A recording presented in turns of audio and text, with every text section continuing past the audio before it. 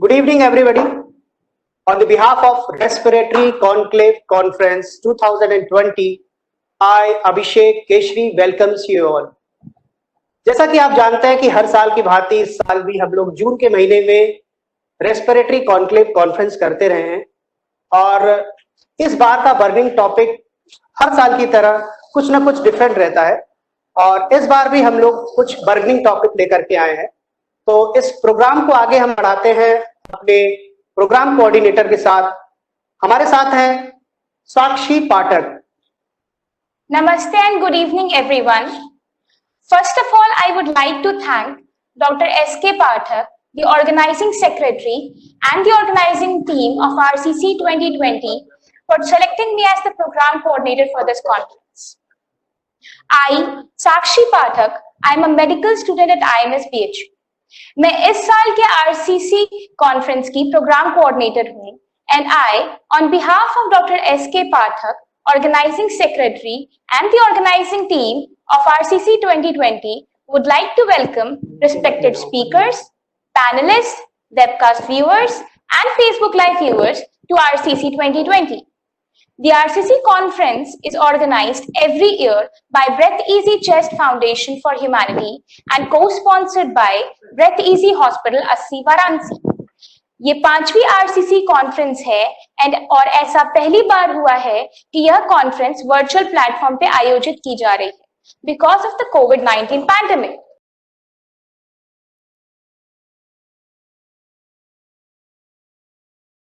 So good evening,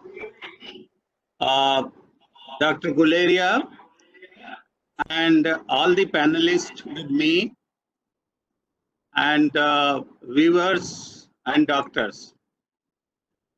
At the very outset, I wish to congratulate Dr. Pathak and his team on behalf of Breath Easy Hospital for organizing this year also respiratory conclave.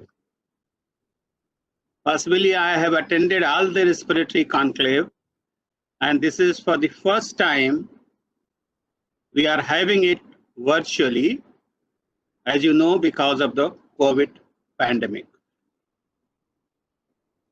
I welcome all the panelists, Dr. Tariq, Dr. Ashish Tandon, Dr. Pathak, Alok Singh, then Prince James, Monica Gupta, Richa Gupta, and Dr. Srivastava.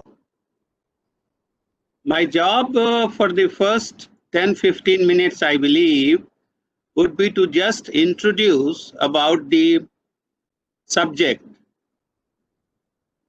And after me, what I believe that Dr. Guleria will be talking on his own subject. And then we will take up the panel discussion, and finally we go to the question answer session. Dr. Pathak, is it right? Yes, that's okay. So, as all of you are aware, that COVID-19 caused by the severe acute respiratory syndrome coronavirus rapidly established to a stage of pandemic in just 2 months' time, which has compromised the healthcare system around the world, including India. Hence, care of all the patients has been affected, including decreased access to the specialist services as well as the limited investigation.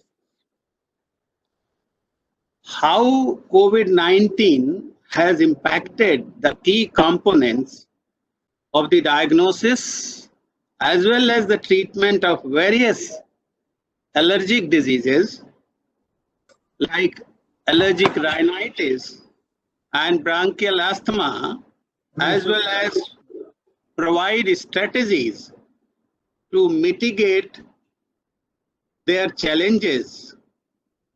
Actually, our aim today is to discuss to provide the practical considerations to the support the care for such patients, means who are suffering from allergic rhinitis and bronchial asthma. तो मैं आज का जो ये respiratory conclave है, जो मेरे को सब्जेक्ट दिया गया है, वो एलर्जिक राइनाइटिस और asthma and other allergy, especially in the scenario of COVID-19. As most of you are aware,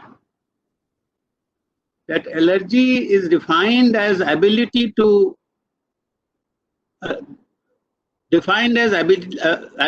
of animal and humans to develop altered response to foreign substances after repeated exposure. जैसा आप सब जानते हैं, allergy पहली बार जब कोई चीज आती है और जो इंडिविजुअल्स हैं जो प्रीडिस्पोज्ड होते हैं, जो जेनेटिक प्रीडिस्पोज्ड होते हैं, उनमें कोई सब्सटेंस फॉरेन आता है या बार बार वो दोबारा आता है तो उनको उससे एलर्जी हो जाती है. Another word when we talk about allergy, another word we use is atopy. And atopy means, जैसे बहुत लोग कहते हैं भी atopic individual है. Atopy means that the individual has a susceptibility to develop IgE mediated allergic disorder. Especially today, our theme would be allergic rhinitis and bronchial asthma. And you know that common allergic diseases, as I said earlier, there are many allergic diseases, but commonest one are allergic rhinitis, bronchial asthma, which is also known as nasobronchial allergy, means allergy in confining to nose and the lungs. Then allergy could involve eyes, skin, GI tract. There could be a drug allergy, food allergy, anaphylaxis, many types of allergy. But today we'll be confining ourselves because of the lack of time, because of the time constraints, we'll be only dealing with the allergic rhinitis and asthma. You know the common allergens. Let me introduce first the common allergens which might cause allergy. They are mostly pollens around us, dust mites, there's a mites in the dust, insects like cockroach, animals, fungus, food, drugs, chemicals. So anything around us can cause allergy and can cause such type of diseases. Nasobronchial allergy, as I said, it consists of allergic rhinitis and bronchial asthma. And how these allergic diseases are diagnosed? Question is this. Essentially, first I'll tell, then we'll discuss about the modification. Usually, allergy is diagnosed by only, say, two methods. One is the clinical. Clinical means you take the history, and you do the physical examination. History, of course, is a very important. But unfortunately, in the era of COVID, the patient-doctor interaction has reduced to a very low. So here I always say that here what can be useful, that before you see the patients of allergy in person, if the person can consult on teleconsulting by telephone, so at least you can take the history in detail, because to me, history taking is very important. And aim of history in patients of allergy is, when patient comes to us, then when patient enters, we can find very easily whether he is suffering from allergic rhinitis or asthma. It's very easy to diagnose. But what is not easy to diagnose, that was the second part, that what are the causes for this particular, what are the allergens responsible in that particular patient. For that, actually, you take a detailed history. For that, I may tell you that most of the allergy clinics run in India, they have a very specified case sheet, which is very lengthy. It is a very time consuming, but unfortunately, in the COVID era, such type of history is not possible face to face. But I believe if you consult somebody on telephone or teleconsulting, this history details can be taken. Then after the history, you confirm various allergic diseases by doing either by skin test, what also commonly we call it as allergy test, जिसको हम allergy test भी कहते हैं. Skin prick test आजकल commonly किया जाता है. उसमें हम एंटीजन को स्किन पर रखते हैं और एक फाइन नीडल से हम प्रिक कर देते हैं और 15 से 20 मिनट बाद हम रीडिंग ले लेते हैं उसकी. अगर टाइप 1 एलर्जी है तो उसमें हमें पता लगने लगता है. और स्किन, लेकिन एक बात मैं हमेशा कहता हूँ, सिर्फ स्किन प्रिक टेस्ट दो is a very informative, but it is not a gold standard. There are many allergens person may be positive, so always I say skin test must be correlated with the history. Suppose somebody had some allergic symptom in particular months, and we say that in that particular month there are certain pollens. If that comes out to be positive, that is how what we say is a skin test and history correlation. And in some of the patients, when we cannot perform a skin test, then we do the specific IgE against some common antigens. What is known as, we do it as a blood test. You take a blood and you just by various methods, you find out what are the level of the specific Ig against a particular antigen. That is how the history, that is how the diagnosis of done. During the diagnosis, you also require, especially in bronchial asthma, is the spirometry. And there are many challenges doing spirometry or other pulmonary function tests. I think during our panel discussion, we like to discuss that what are the challenges and how this can be mitigated during this COVID era. Because that is another very important investigation which many times are required to diagnose bronchial asthma, and even in patients of allergic rhinitis, to know whether the lower respiratory tract have been involved or not, you have to perform the spirometry or pulmonary function test. So these are the investigations which are usually done to diagnose allergy. And usually especially if some audience, some people, some doctors are seeing, we usually teach that how we suspect. Suppose we get a patient of rhinitis. Rhinitis means not always allergy. Suppose we get a patient of asthma, somebody has breathlessness and one has diagnosed asthma, it's not always allergy. They could be non-allergic also. So how you suspect allergy in these two conditions? Rhinitis means somebody has sneezing, rhinorrhea, and asthma means somebody had cough, had breathlessness. These symptoms also mimic to the COVID. I think during our panel discussion, we'll raising certain questions how to differentiate between COVID-19 and the allergic symptoms of rhinitis and bronchial asthma. So physical examination is one of the issue where we do, but unfortunately in the COVID era, we have very limited time, or sometimes patient is not available because of the lockdown, and even in unlocked period, the patients are not coming. So here also the teleconsultation and other things can be taken care of. Then finally, I would like to so I was telling you how to suspect allergy. First thing is that allergy usually starts during childhood. It is not that it starts at the age of 40, 50 years. Usually it starts during childhood.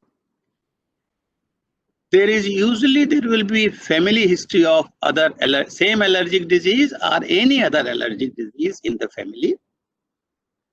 Usually there are combination of symptoms. Most of the patients what we have seen, rhinitis and asthma, they are together. At least in 2/3 of cases, both are sometimes, allergic rhinitis, asthma may also be combined with the atopic eczema or eczema skin disorder. And there can be a seasonal variation. If person is somebody exposed to some pollens, and particular that in that particular season, patient may get breathlessness, patient may get severe attacks. So that is what we call as seasonal variation. And there could be sometimes a geographical variation. Many types of allergy, we say he lives in Lucknow, he may not have any symptom. When he goes to Bangalore, he gets a lot of symptoms. So because at the distance of 500, 600, 800 kilometers, the fauna and flora changes. So these allergic prevalence may differ from geographic to one geographic area to another geographic area.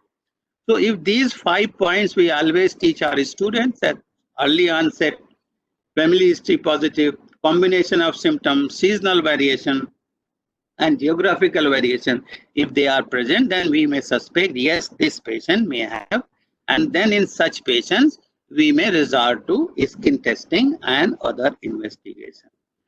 In brief, I must tell you that what is the method of treating allergic diseases, especially the rhinitis and bronchial asthma. You know, for treating any allergy, there are 4 components we always tell our students. One is, if something is allergic to something, if it can be avoided, possibly that is the best treatment.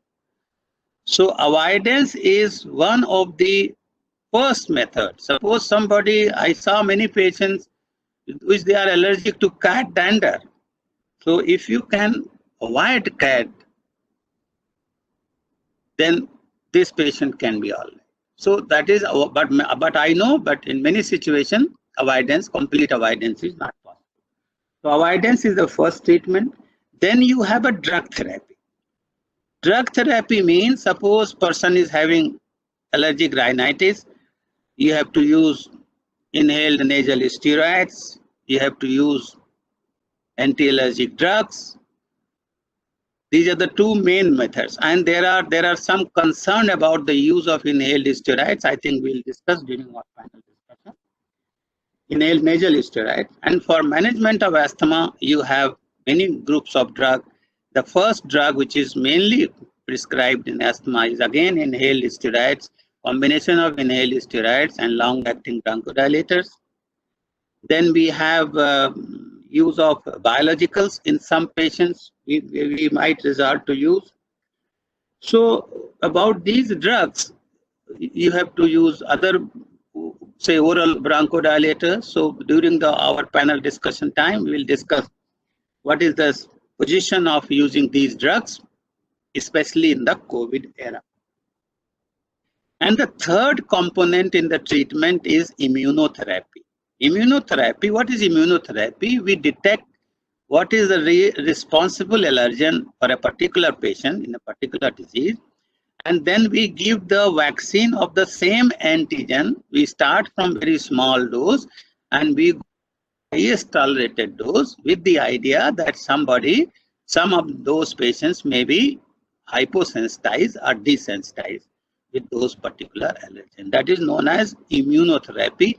In general practice, people call it as allergy vaccine. So that is another method of treatment for allergic diseases.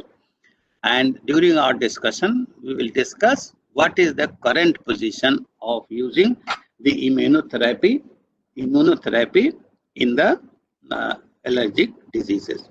So I think with this little bit of introduction, now if what Dr. Pathak, now I should give time to Dr. Guleria. I believe Dr. Guleria should also talk, and then we'll start panel discussion one by one.